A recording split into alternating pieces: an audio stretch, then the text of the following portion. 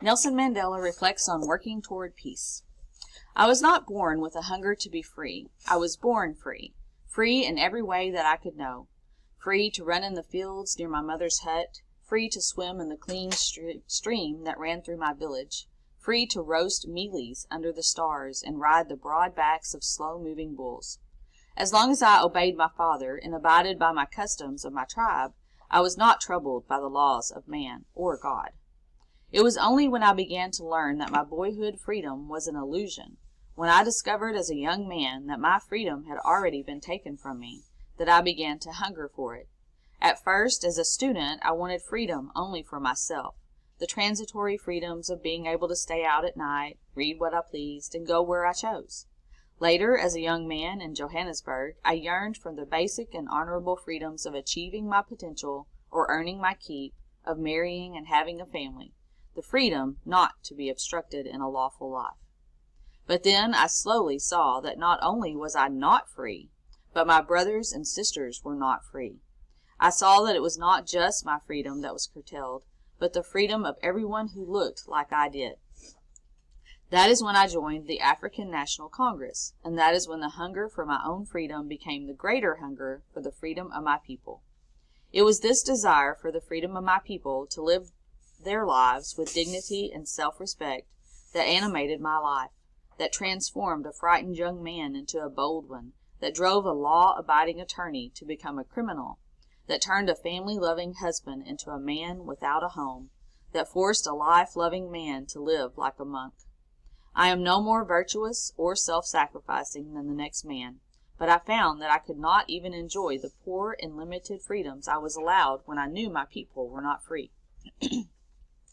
Freedom is indivisible. The chains on any one of my people were the chains on all of them.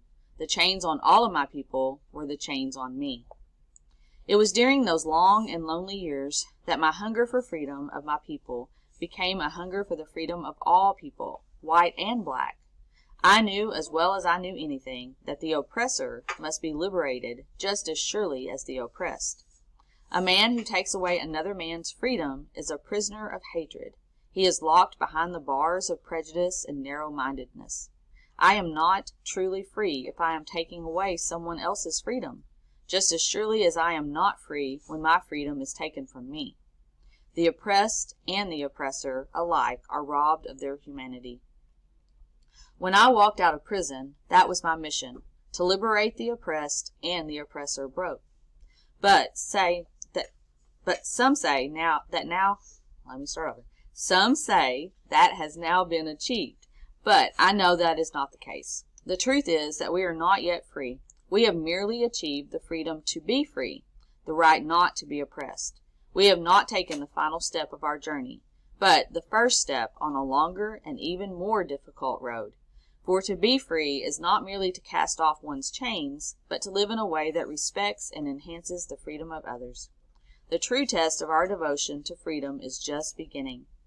I have walked that long road to freedom. I have tried not to falter. I have made missteps along the way, but I have discovered the secret that after climbing a great hill, one only finds that there are many more hills to climb. I have taken a moment here to rest, to steal a view of the glorious vista that surrounds me, to look back on the distance I have come. But I can rest only for a moment, for with freedom comes responsibilities, and I dare not linger, for my long walk is not yet ended.